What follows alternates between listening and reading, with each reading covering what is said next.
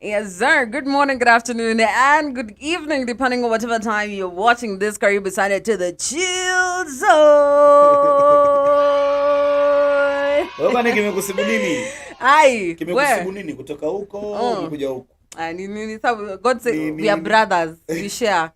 Anyway, my name is Tamara Patience, and as usual, I am joined by the man himself in studio. Muna Shwai, of course, naitwa Muna Shwai na napatikana hivyo kwenye platform zangu. Muna Shwai Facebook, muna.shwai. TikTok, yeah guys, pull up TikTok pale tuwake sana. Muna.shwai, also ni follow bana muna.shwai TikTok hapo, lakini Instagram ni Shwai_TZ. Yeah, hivyo ndivyo ninavyopatikana. Yes, there most definitely. And my personal social media handles, you can find me at Tamara Patience everywhere: Facebook, Instagram, TikTok, Twitter, Quora, kila mahali. Is indeed like a platform. Yeah, uko kwote. Pinterest as well, Snapchat, Tamara Patience, Tamara with a H. And of course, kama kawaida, we are live on Kenya News Alerts TV, as well as our brother channel, that is Channel 7 News TV East Africa. Of course, tumekuja ku ambush the studios today, but it is what it is. Amazing. Yes, sir. Anyway, of course, on the Chill Zone, we chill and talk about things affecting us, affecting you, wherever it is: business, money, love, life, health, everything. Sure. Everything. We got you. Now, of course, in life, for example, when you're leaving, na unapoishi kila siku, kuna zile decisions that you make. There's a way you live your life, you know. And before you realize it, man, you've grown. Sure. Now, time in a songa, and you can't reverse your age, So let me start it off like this. Today I sat down. I was just talking with the boys. That is my producer and Muna, and I told them, "Hey, man, I am 21 years." So I said my actual age. And then I sat down and I was like, what? You mean nimezeka hivi na? I'm not yet a millionaire. I'm not yet a billionaire. And then we're talking about how venye ulikuwa unajipanga ukiwa mdogo, like, by the time I'm 23, I'll be having my first car. I'll be having my companies. Nitakuwa nimetoka nje, nimeenda majuu.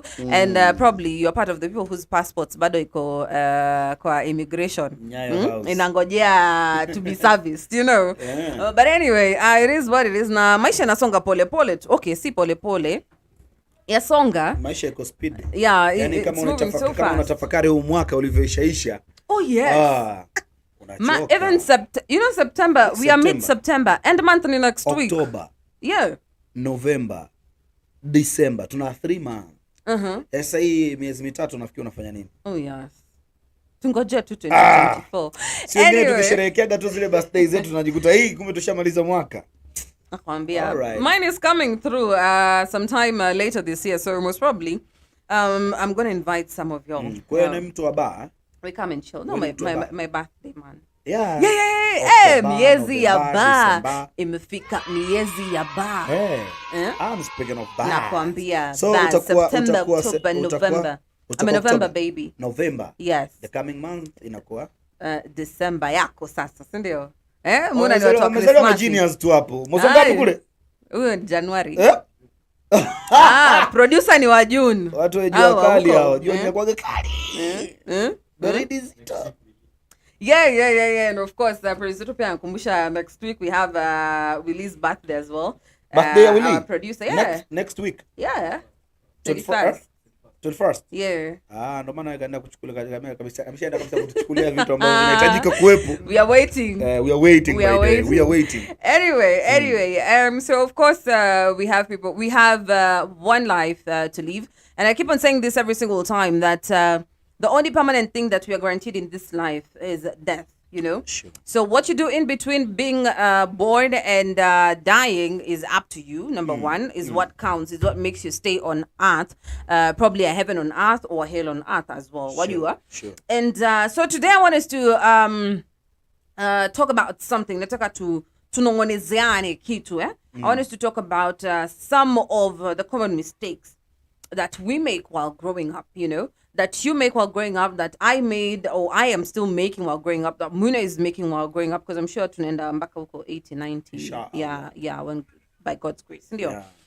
So of course kuna zile mistakes that we make, and it's a learning process. because life don't come with a manual. Unajua haikuji na guide, ni wewe every single day. It's you to make a guide for yourself, Sure. But of course, every single day there are mistakes that we make, either when it comes to work, when it comes to life itself, when it comes to relationships, when it comes to money, finances, yani vitu mingi sana, And of course, we can talk about a couple of things. And number one, I'd say one of the biggest mistakes that most of us make while growing up is not being able to say no. Or not embracing kusema no. Yani kusema hapana. And why am I saying this? Sometimes you sit down and you're reflecting upon your life, upon the decisions that you've made. And you realize, man, nilifanya kitu yenye sikuwa nataka, or because I couldn't say no. Unaona? Nilienda mahali penye sikuwa nataka, or because I couldn't say no. I remember this story imesemwa mara mob, but kuna dem flani alimaliza high school, so you want to go to uni. Of course you have your dreams. This chile wanted to be a fashion designer kwa sababu damu iko kwa being a fashion designer, So the chick akaambia wazazi, man, mom, me, I want to do fashion designing, fashion design, as a course. No, you're not going to do fashion design. Already tushakutafutia shule, you're going to go to school X and you're going to do media and no engineering. The chick had gotten an A. Actually, a clean A, I was like, no, you're going to do engineering. And she's like a smart, like book smart chicks, So dem akasema no, ndaka kufanya fashion design. So engineering takes, I don't know what, 5-6 years, 5 to 6 years. Do you know this chick went to school, akasoma engineering for the 5-6 years, akamaliza, akagraduate, took the degree, akapeleka home, akaambia madhake na budake mwakalisha. Akaambia ndo hii degree yenyu, so now I am going to do fashion design, Now imagine those are 7 freaking wasted years of doing something that you didn't want to do, that you'd have easily said no to, But at the end of the day, because, you can't say no, kwa sababu unajua, these are your parents, and African parents, it's hard to tell them like, no. I got you. Then you go and do a 7 years course of something that you don't even want to do, you're not even interested in, And at the end of the day, time wasted will never be recovered. Yeah, sure. The beauty is, yes, you've gone to school, you've studied. Lakini, the worst bit is that you've done something that you never wanted to do, while you'd have probably pursued something that you wanted to do in life, all because you couldn't say no. The same goes to your friends and drugs. Sometimes we saw, for example, according to the recent release by Nakada of drug use, for example, like in Kenya, but this can be worldwide as well, Sometimes you get into drugs because maybe your friend brought you into it, and you said no the first time, but your no was not strong. Unaget? No. So no yako ilikuwa no. Ilikuwa na yumba. So you could easily like cross to the other side, So because of that, man, you find yourself, you're deep into drugs. You most of the money that you have, you spend on drugs. Most of the time that you have, you spend on doing drugs, But the time you're getting like to your 30s, let's say for example, if you're a man, you have no mwelekeo in life. When you get to your 30s, I feel like men always have that pressure that you need to start like settling down, starting your family, what, like you have to like get your shit right. But it gets at that point and you're like, man, because you wasted your time and all that, all because you couldn't say no. Unaona? I got you. Yeah, which is something really major. Like watu wengi wajiwaste kwa hiyo. Yeah, kuna mengi hapo Tamara, umeyazungumza mengi mazuri. Alafu pia ni mengi ambayo kujifunza pia. Unajua neno no linatokana na maamuzi, maamuzi. Kwa hiyo maamuzi yako yakiwa strong kama ulivyosema, unaweza kusema no kinafiki, maana kino yako inakuwa inalegea. Kiguso kidogo tu basi inateleza kwenye yes. Ukishanaelewa. Yeah. Kwa hiyo wakati mwingine we have to be strong kwenye maamuzi. Decision maker, wanaitwa decision maker. Yes, sir. Kwa hiyo ukikaa legelege kwenye maamuzi, of course una fail. Kuna kipindi mimi nakumbuka niko mwaka wa 2 kuelekea wa 3. Chuo mzee ananiambia bana, kuna namna fulani nitashindwa kukamilisha majukumu yangu hapa katika masuala mazima ya ada. Sababu kuna mambo yameingiliana. Of course kuna namna nilikuwa namtegemea. Lakini trust me, mimi nikamwambia mzee, mimi sihitaji. Akaniambia postpone mpaka next year, alafu tutajua tunaanzia hapo. Mimi nikamwambia no start. Nikamwambia hivyo sitaki. Wewe acha kunilipia bila micho naenda kama kawaida. Kwa msaada wa Mwenyezi Mungu wake nikifika basi mimi nitaendelea, lakini siachi kwenda chuo. Naam. Na kwa sababu uzuri chuo kulikuwa na redio na TV pia, mimi nikamwambia mimi hata basi siende kusoma, lakini nitakuwa naenda kwenye redio na TV, lakini kiukweli siwezi kuacha kwenda shule mpaka nitakapofukuzwa kuhusu ada. Hawezi amini, sijajua ilitokea nini kiukweli kabisa. Mwaka wa pili kwenda wa tatu, mwishoni kabisa pale muda wa mitihani, sisi chuoni kwetu tulikuwa uruhusu kufanya mtihani kama hujamaliza. Lakini ilitokea mimi nilifanya mtihani. Nilifanya mtihani na nikaingia mwaka wa tatu bila kulipa ada. Yaani kitambulisho changu kilikuja yani fresh. Kwa hiyo sometimes kujisacrifice kwako na ile imani yako ile ndio inakubeba. Oh yes. Same na mtihani wa form 6 hivyo. Naenda kwenye mtihani wa moko, tunaita moko sisi kule. Mkoa mzima mnapimwa ule mtihani wa moko. Na ada sina. Kwa hiyo kanibidi bana hapo tulia kwanza mpaka sio nini utafanya national. Nikamwambia hapana, mimi moko naenda kufanya nikafanya. Kwa wakati mwingine no ulioitaja Tamara iko strong kuliko, yani inatakiwa iwe strong kuliko kawaida. Inatakiwa iwe strong kuliko kawaida, lakini kuna jambo hapo mlizungumza Tamara, mimi nimetamani pia kushare. Unajua kuna kitu ambacho watu wanakosea sana mara nyingi. Moja kati ya kitu ambacho kinaweza kikakulostisha kikafanya mambo yako yasiende kabisa ni kurudia makosa ambayo uliyafanya. Shanaelewa kurudia makosa ambayo uliyafanya katika engo yote. Kwenye mapenzi hivyo unaweza kujikuta umeachana na ex wako, umeachana na mpenzi wako kwa sababu ulimkuta labda na cheat au amecheat. Trust me, huyu mtu kubadilika inawezekana ikachukua muda na inawezekana akajirudia makosa yale yale. Ukimwacha, umemwacha. Alafu uje sema na kurudia. Yaani hilo ni kosa. Jana umetoka kutumia shilingi 1500. Umetumia 1500 kwenye bajeti yako ya milo miwili labda. Ukaja jioni ukasema haisee. Nilitumia 1500 kwa sifa tu. Mimi nilitakiwa nitumie shilingi 3000. Manake haitakiwi tena ufanye ile mistake kesho. Jana ushafanya, leo imefika una 7000. Unataka tena kula 5000 bakisha 2000.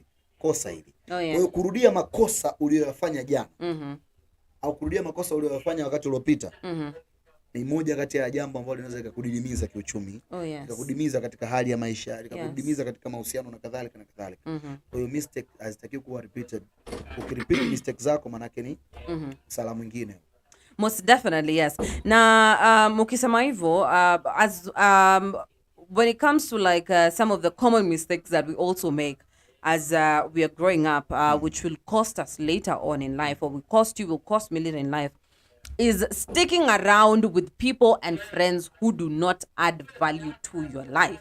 Or because, number one, you don't want to be lonely, or because, number two, you want to fit in, or because, number three, you are in your comfort zone. But there hakuna kitu mse kama being in your comfort zone. You get? Sure. Like, unangalia, sometimes you have friends. It's not bad to have friends, you know. And I'm going to share a scenario, for example. So, I'm working with one of my, observing, one of my ex-boyfriends, you know.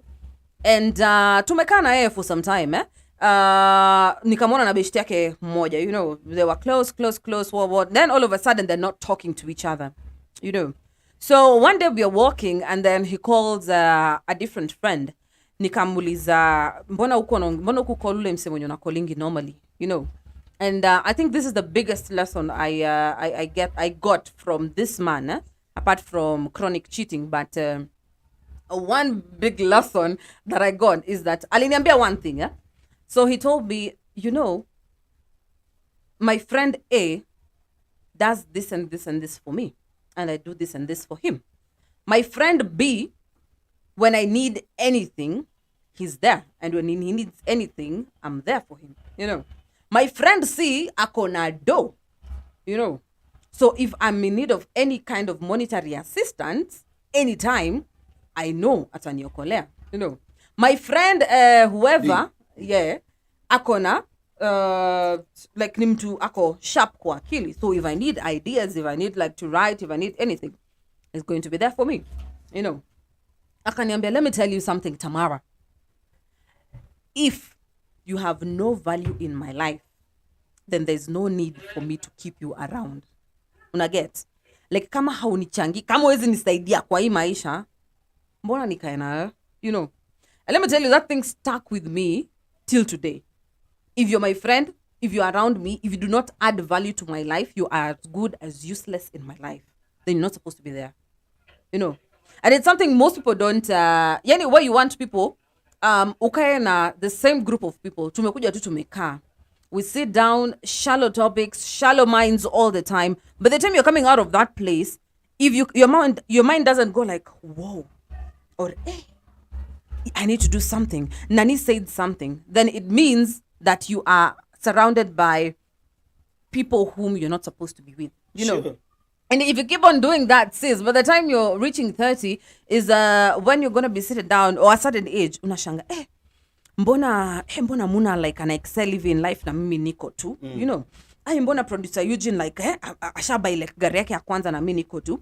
Sometimes it's not because that you have circumstances. Sometimes it's because of the people you surround yourself with, you know. The same way right now, Muna Shwai, and even to our dear viewers, if you surround yourselves with the people who, for example, are rich, and are rich here as well. Unajua kuna mtu anaweza kuwa rich kimfuko lakini akili hana, kuna nothing, empty.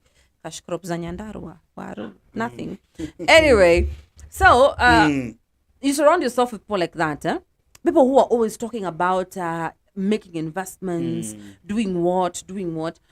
They always challenge your mind to try and set goals and achieve them. Sure. Lakini ukikaa na watu wenye if for example I'm sitting with you guys and every time it's man see kila mtu achange so tushike mzinga, you know, or man tukatembee, or man yani we are always doing just mediocre stuff all the time. There's no time set a cast. That is example. Yeah, an example. Yeah, an example, man. With these guys, like yesterday, I sat down. I was like, whoa, you know. I go home and I have like ideas, like you know, like how to grow, how to, you know, things like that. But if you're staying with people who are not adding any value to your life, kama beshte unakana haizi kuokolea kwa shida, kama beshte uko naye haizi kusaidia monetary wise, kama beshte uko naye haizi kusaidia na mawaidha, toka hapo. Kama haizi kusaidia kukua, toka hapo. Yeah. Even if you have that rich friend, if he's not showing you ways of making money, get out of that place. Yeah, na hii kitu inaendana sambamba sana na kujifunza vitu vipya. Yani you have to learn new things ambazo zina maendeleo au ni za kimaendeleo. Yeah. Sio jifunze vitu vipya vya kipumbavu. For example, msanii fulani au designer fulani katoa vazi jipya, wewe ujifunze eti kwa sababu ni upya wa vazi. That is sometimes inapelekea kwenye ujinga. Lakini what I mean here, kujifunza vitu vipya vyenye maendeleo. Yeah. Mfano like teknolojia yetu inakuwa siku hadi siku. Leo hii usiwe mtu wa kupitwa nyuma kuto kujifunza upya wa kimaendeleo. Kwa mfano nilishangaa kumuona mheshimiwa fulani yupo kwenye TikTok. Lakini nilichokuja kujua ni kwamba kwa nini yuko TikTok? Kwa sababu ni platform ambayo unaweza kufikisha ujumbe kwa urahisi. Ni platform ambayo pia unaweza kutengeneza pesa muda huo. Ni platform ambayo unaweza ukapata more followers or more audience, yani watu wengi wakakuangalia huko, watu wengi wakakufuatilia huko na ukapata fans kibao. Kwa hiyo ni platform ambayo sio ya kizembe, yani sio platform ambayo ipo tu. Ni platform ambayo unaweza ukajisababishia vitu vingi vikatokea kwa ajili tu ya hiyo platform. Kwa hiyo new things ambazo nazimaanisha ni vitu kama hivyo, vitu vya kimaendeleo kuendana sambamba na teknolojia. Huko kunaweza kusababisha au hiyo ni mchango tu kwenye ile point ambayo Tamara kaizungumza kwenye value na vitu kama hivyo. Kwa hiyo value ya kuwa na kujifunza vitu vipya, value ya kuona upya wa mambo na ukauchukulia sahihi, basi inaweza ikakusaidia sana na ikakupelekea kupiga hatua mambo mengi. Kwa hiyo hao marafiki ambao tuko nao, tazama value zao, tazama namna yao walivyo, tazama jinsi wanavyokupeleka wewe lesi au sio lesi, basi mambo yaweze kuwa muktakaba kabisa au muktada kabisa na mambo yanakuwa mazuri namna ile pale. Okay. Anyway, tukiongelea maneno ya things being better, things universe doesn't want me to give content. Anyway, that was so wrong of me, so uncouth. But anyway, I'm saying another very important thing, another very big mistake that we make growing up, and this is also something I realized I'd say this year, something I started now doing this year, is that, man, you need to learn how to save money. Wajua? Sure. You need to learn how to save money. Why am I saying this? Unajua, have you ever looked at someone who, or most of us, for example, are people who live hand to mouth? You know, Like you get money, you eat that money. Wajua, learn at least to save a certain amount of money. Why? Number one, it's always good to some things I'm learning also is that it's good to have an emergency fund somewhere. Have money pahali, save money and have discipline with that money. If it's money that you're saving, don't touch it. Na si ati pia wewe zile pesa zote zenye una get, you put them into saving. Sometimes of which this is also another thing that a common mistake that people make is not trying to take risks in businesses. Or taking risks in life. Now, first of all, save your money. I think there's the 50-30-20 rule, or 50 to go, I don't know to what, is of it to zingine, and then 30 you save, if I'm not wrong, and then 20% goes to your wants, if I'm not wrong, But at the end of the day, atakama ni thao una save, atakama ni so una save kwa siku, man.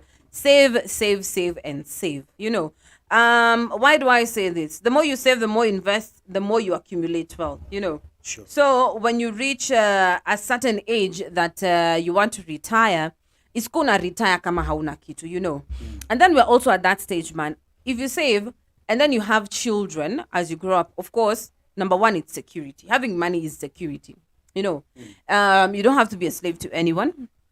Yeah. If you want to at least take your kids to a good school, for example, give your kids a better life than the one that you had, it needs money. Yani itaji pesa. So save, and save. Invest. Take risks. Another thing. Man, I keep on saying, the people say, YOLO, you only live once. I say you only die once. You live every single day. But before you get to that point where your life ends, you need to have done. Take that risk. Man, this is your sign. Unaget. Unajua tunapoishi huku nje wakati mwingi mtu unaogopa if I do this and then I fail, hata inaishia tu hapo. If I do this and then I fail, itakuwaje, But the thing is, do it, fail, you learn. Sure. So that next time when you get into the game, you get into the game with more knowledge, Like you have to try. Most of the things that happen in this world, most of the things that happen, most of the things that are invented, they start through failure. Motivational speakers, Even probably, I think there's a time I used an example of this phone. Yeah. Whoever used this phone probably tried to test the software. The first time it probably cracked, it crashed, Tried the second time, a third time, maybe the fourth time is when it happened, You have to take that risk. Sure. What action do make I'll travel, I'll do what? Get off that beggar and travel. Yeah. Because at the end of the day, hakuna haja ufike 50 uanze kusema I wish. Action speaks louder than words. Action speaks louder than words. Yes, most definitely. Yeah, that is the point. Unajua kitu kimoja, nilikuwa nataka niteleze. Project zangu mwaga na raha niteleze. He's even excited. Zote namwambiaga vipi? Mimi naambiaga project zangu kwamba lugha muhimu sana kujifunza. Na unajua kwa sababu gani muhimu kujifunza lugha? Ni kwa sababu unavyojifunza Kichina kwa mfano. Unavyojifunza Kichina, tafsiri yake ukienda China wewe unakuwa unateleza na Kichina. Ni hao. Tumeelewa Tumeelewana mimi na wewe hapo. Tuachie hapo. Ukienda unajua ukienda China unasema nataka nifanye biashara huko. Ukijifunza lugha sio mbaya. Unateleza. Lakini vile vile India, Pakistani, kule wana lugha yao, wana Urdu, wana India. Yeah.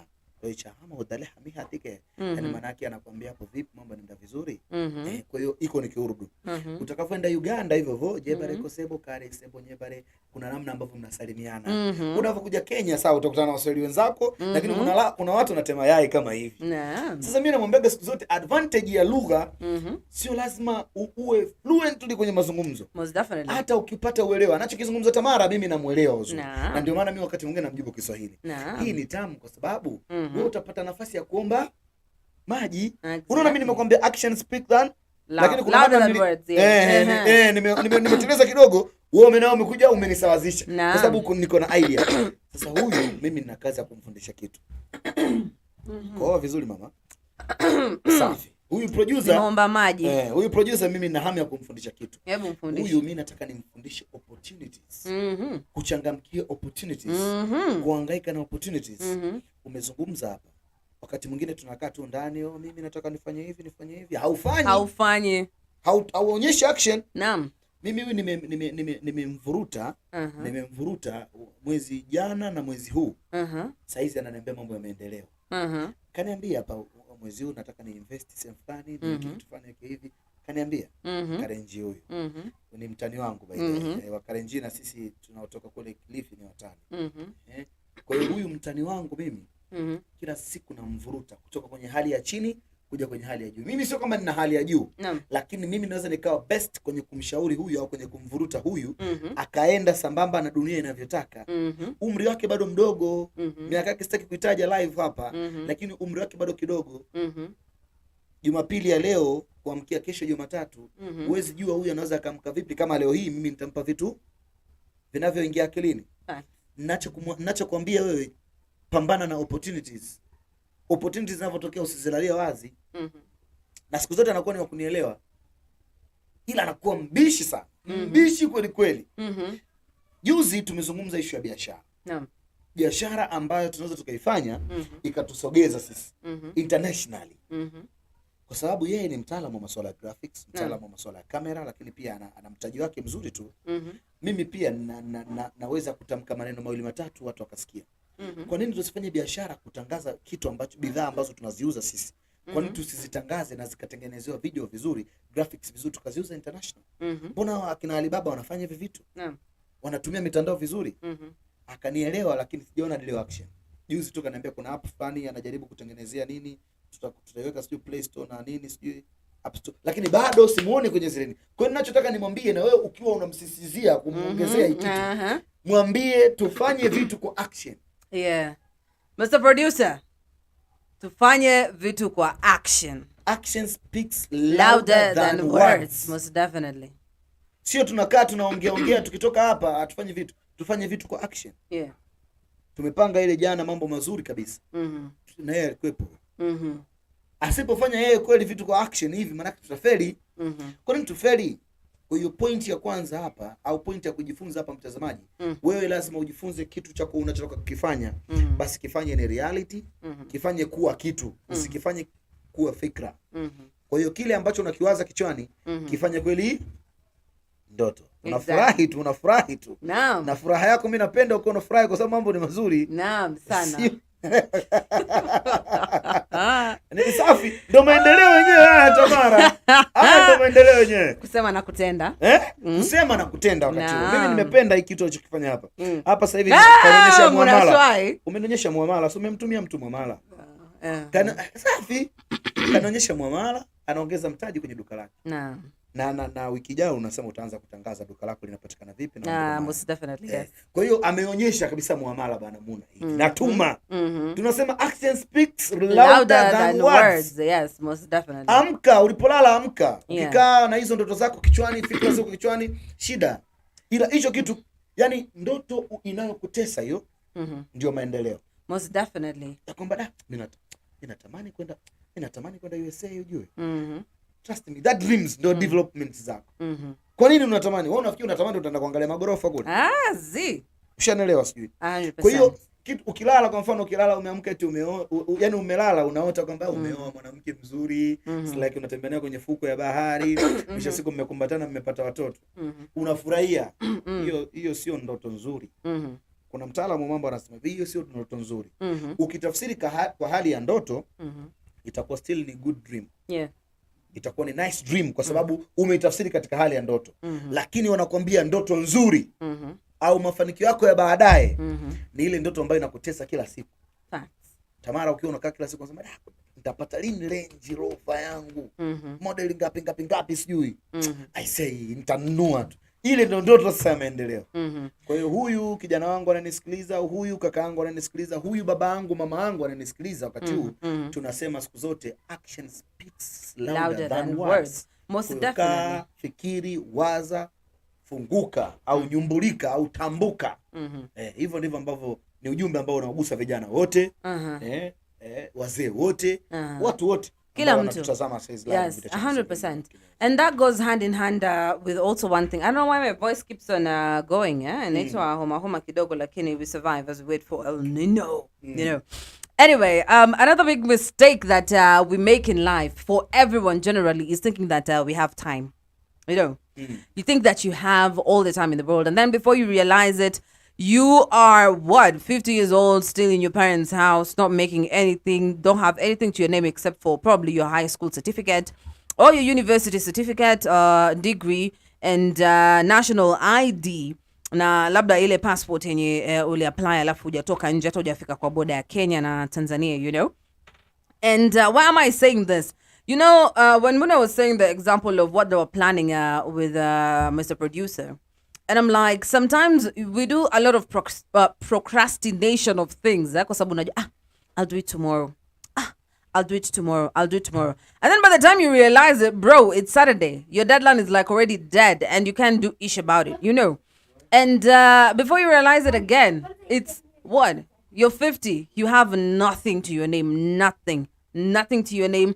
You have not accomplished whatever it is that you wanted to accomplish. And number one, it's not that you don't have the means or the ways. It's not that you don't have the resources. It's because in your head or at the back of your head, you're thinking and you're like, man, I have time. You know, like in a time, I have time. And that is the biggest mistake that most of us make, you know. Sometimes you wake up and you're like, I'm going to start a business. You know, I really want to start a business. I want to start like my own business. Alafu, inafika kesho, you say, I'll start on Friday. Then inafika on Friday, because are like, what if I start on Monday, kwa sababu ndio kuna customers wengi or something. Then it gets to Monday. You're like, what if I start like if I start like next month, ndo ndakuwa nimejipanga vizuri. Then inafika next month. Before, yani you're giving excuses. Before you realize it, it's December, you know, mwaka umeisha, and you find yourself, you've not accomplished anything. Yeah. Na kuna swali uliuliza Muna earlier on, you said, okay, tumebakisha 3 months, we finished the year, you know. And then we ask ourselves the question, okay, so mwaka inaisha. What is it that you wanted to do in January that it's December and you've not even done, you know? I think when the year starts, do you like write down what you want to accomplish like before the year ends? Unaandikanga? In my side siandiki. Lakini mimi mara nyingi huwa naandika vile vinavyozalika upya. Sababu waga plani yangu mara nyingi napendaga iwe kichwani. Isiwe katika makaratasi. Wakati mwingine hizi notebook ni nzuri sana. Lakini wakati mwingine zinadanganya. Zinadanganya kwa sababu ukiandika ideas 5 kwenye notebook, ideas 2 ndio ziko kichwani, ukasema hii ya 3 nitaichukulia userious mwezi wa 6 hapo huko Januari. Ideas 2 ndio nasema hizi ziko kichwani, naanza nazo. Idea ya 3 iko mwezi wa 6, idea ya 4 iko mwezi wa 8, idea ya 5 iko mwezi wa 12. Tafsiri yake ni kwamba hizi idea 3 za mwisho unaweza usizikamate kichwani kwa kuzielewa kwa kina. Shida itakuja wapi? Shida itakuja pale notebook inavyopotea, pale notebook inavyokuwa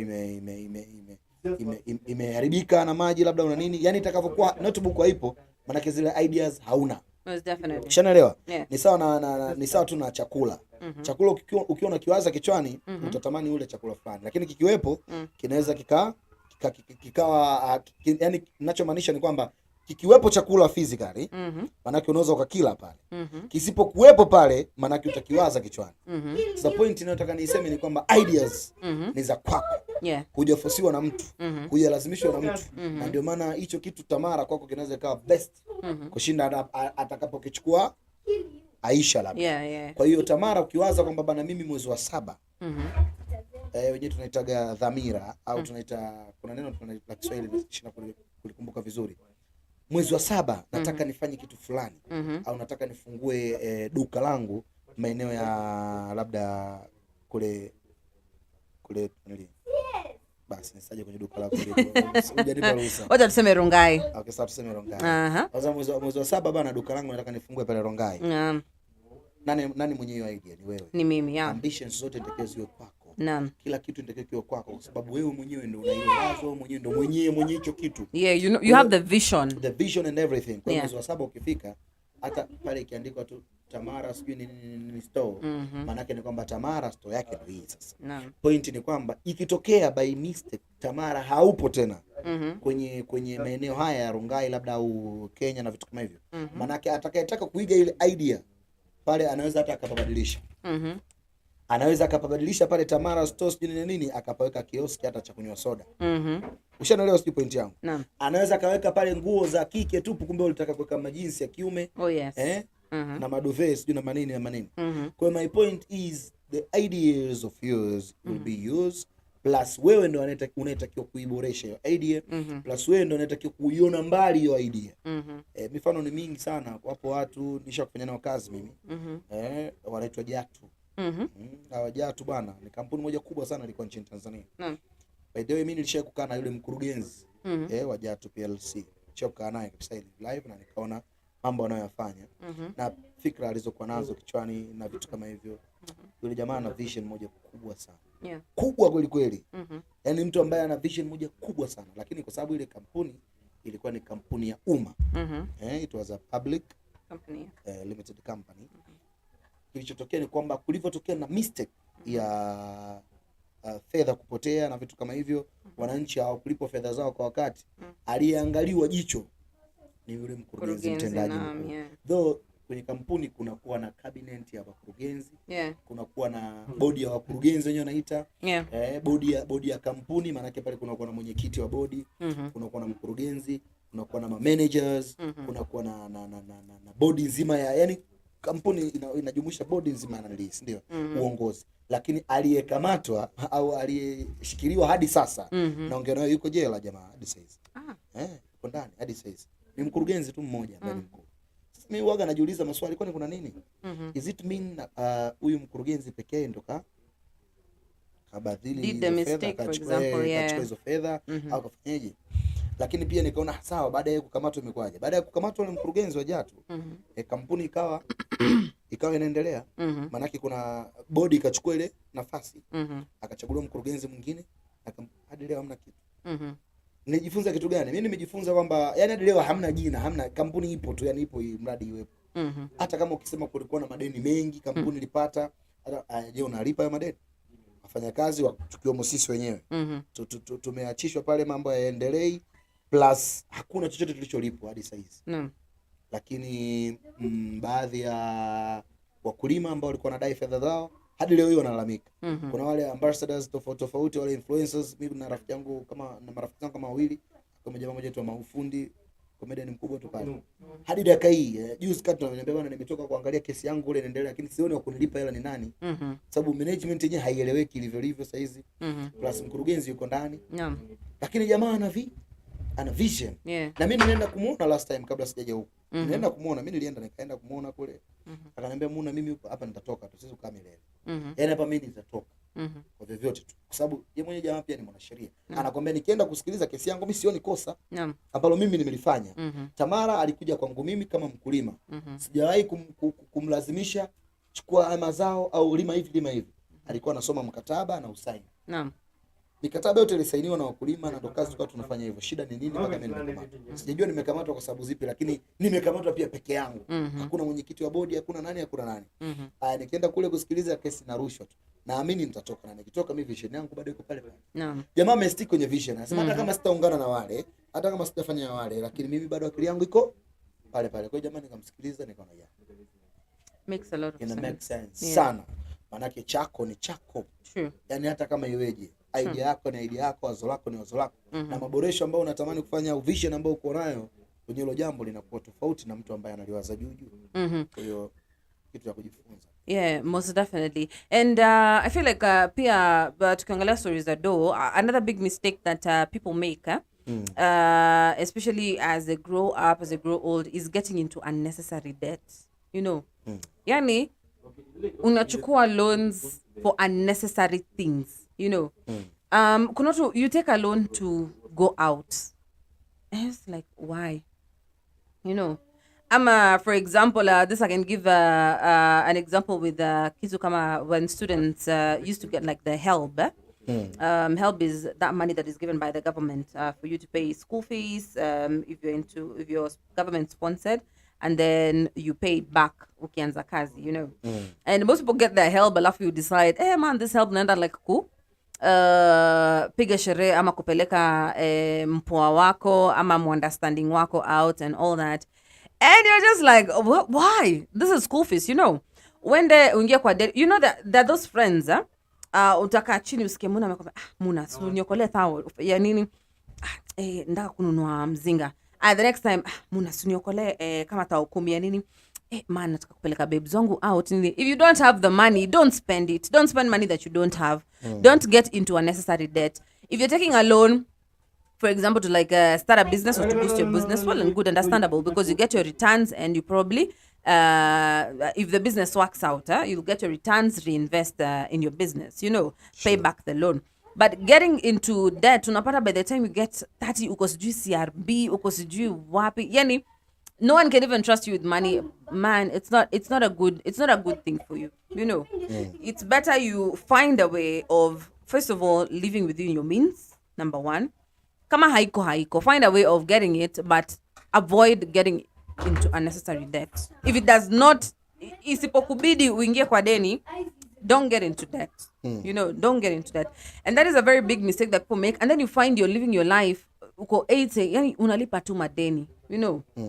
Unalipa madeni. Unajua kukopa ni raha, kurudisha karaha.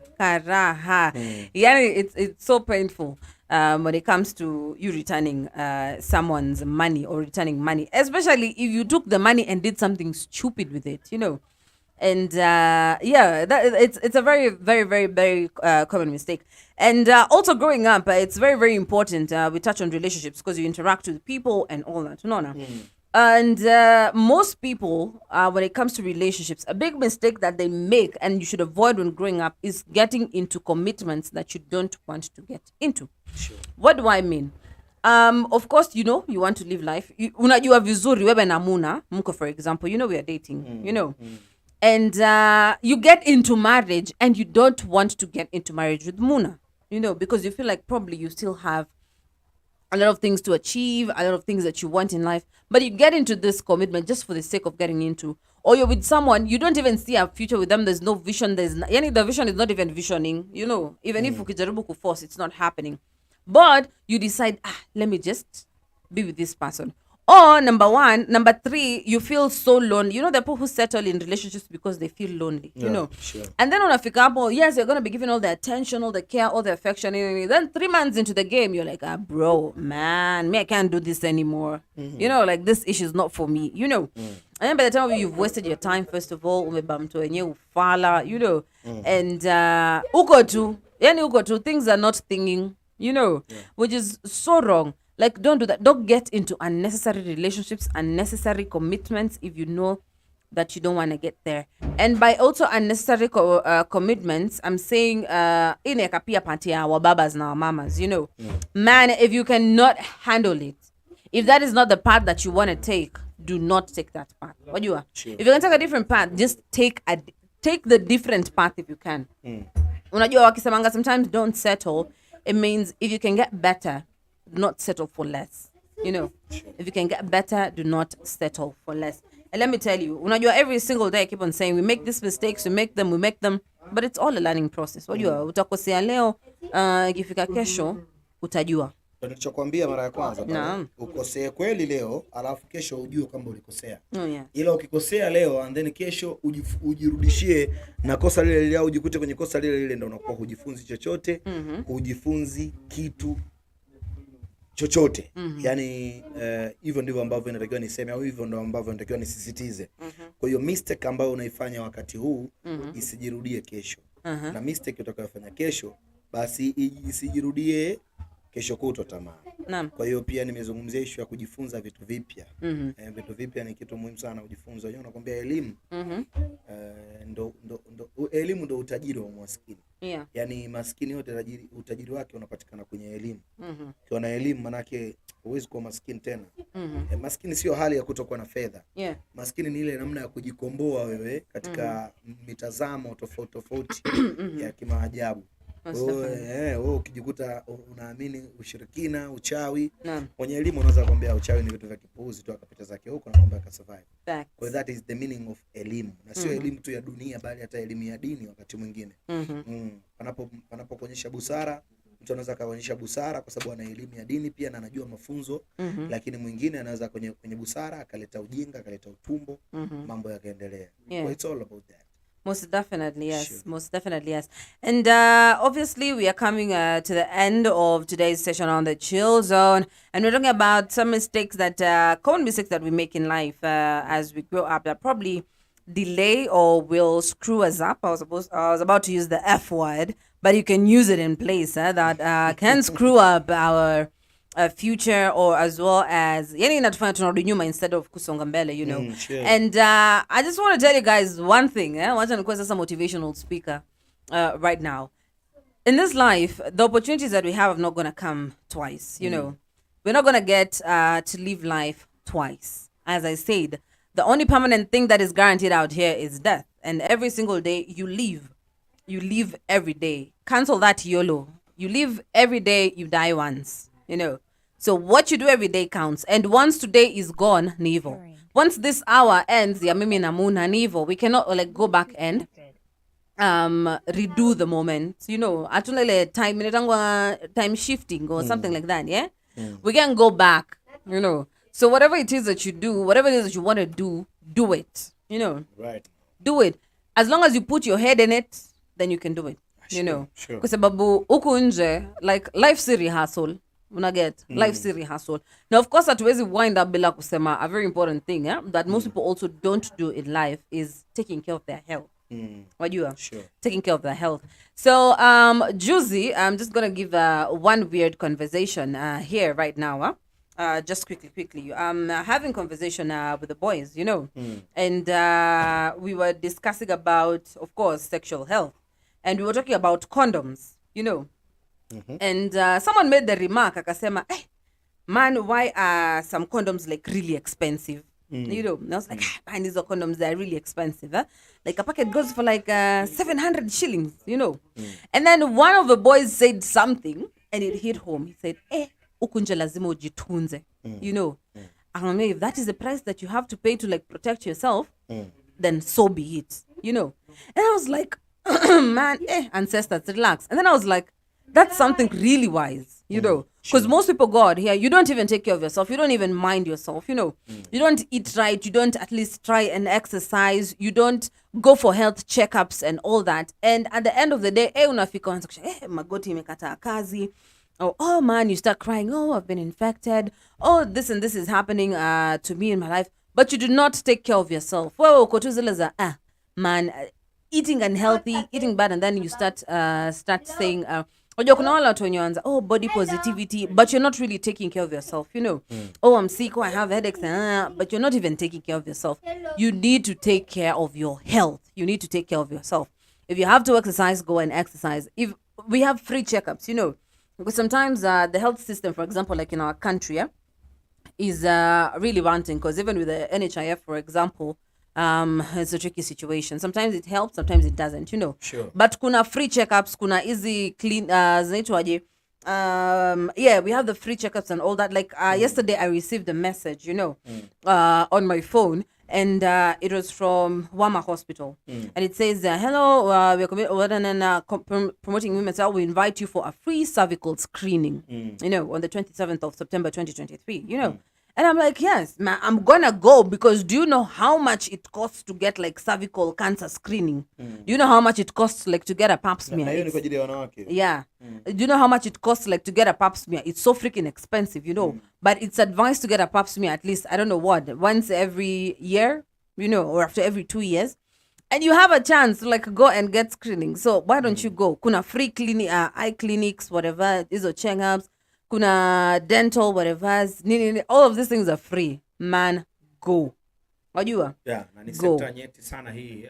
Hata wito wetu, mimi mwishoni huku naweza kusema rai yangu kwa serikali wazingatie sana na waangalie sana chanjo. Yeah. Ambazo mara nyingi zinatolewa bure, na naomba pia ziendelee kutolewa bure. Lakini pia magonjwa mbalimbali haya au kliniki mbalimbali ambazo ni muhimu kutazama afya ya mwanadamu, hususan afya ya mwananchi wa Kenya, basi wazifanye kwa free. Lakini pia wazazi, kwa maana ya afya ya uzazi, pia itazamwe sana kwa umakini, kwa sababu tukitunza vizuri afya ya uzazi ndo tutatunza nguvu kazi ya taifa, tutatunza watu wetu, plus tutatunza vizazi vyetu vijavyo. Kwa hiyo afya ya uzazi muhimu sana kutazamwa katika sekta ya afya na mambo kadha wa kadha. Kwa hiyo hata kupiga hatua katika kuisemea serikali juu ya magonjwa mbalimbali pia ni muhimu. Mfano katika taifa la Tanzania sekta ya afya sasa imekuwa imara kabisa kuzungumzia madhara na juu ya ugonjwa wa polio. Na tumeona baadhi ya wadau mbalimbali wakizungumzia hii swala la polio, maradhi ya polio inakuaje na vitu kama hivyo. Kwa hiyo serikali kama serikali inaweza ikafanya nguvu kubwa sana katika uwekezaji katika masuala haya au katika kuizungumzia hili janga. Lakini shida inakuwa kwa wananchi wenyewe kupokea ile mapokeo plus kushare na ndugu jamaa marafiki katika hii muktadha. Kwa hiyo mimi niombe tu watu waangalie sana kama ulivyosema Tamara, kujichunga sana katika afya plus wawe makini sana katika afya zao wenyewe, hususan yale maradhi madogo madogo yasiyonyemelea na vitu kama hivyo. Kwa hiyo ni hayo tu kwa upande wangu. Most definitely. Thank you so much. And guys, remember, even when you're taking care of your health, it's also important to include the drugs bit. Remember that the excessive consumption of alcohol, of course, is harmful to your health. So drink responsibly, ukunje. Do not overuse, do not misuse, do not abuse drugs as well. It's part of taking care of yourself. Sindio? Now, of course, kuna a lot of things when it comes to like the mistakes that we make and how you can improve yourself or avoid these mistakes. And including prioritizing yourself. Always make yourself first, like you are number one. Sindio? Yeah, and tunapambana huku, as we said, it's trial and error. Life's a gamble. You try. Saa zingine inaingiana, saa zingine inakataa kuingiana. But at the end of the day, the important thing is that you try, you start, you learn. Sindio? Yes, sir. So that has been our discussion today on the children. I hope that you've learned something. Of course, the comment section is always open. Feel free to share with us some of the common mistakes that you feel we make, people make, your mother makes, your father makes, your grandmother, your aunt, your uncle, the government, and everything. When we grow up or as we grow up, that could possibly screw us up in future, so that at least tunaweza correct mapema. Sindio? And remember, take that risk. Take that risk. Love, peace, and unity to y'all. This has been the Chill Zone with me, Tamara, and Muna Shwai. Kwa hivyo tusema peace, love, and unity. Adios. Bye-bye. Kisses.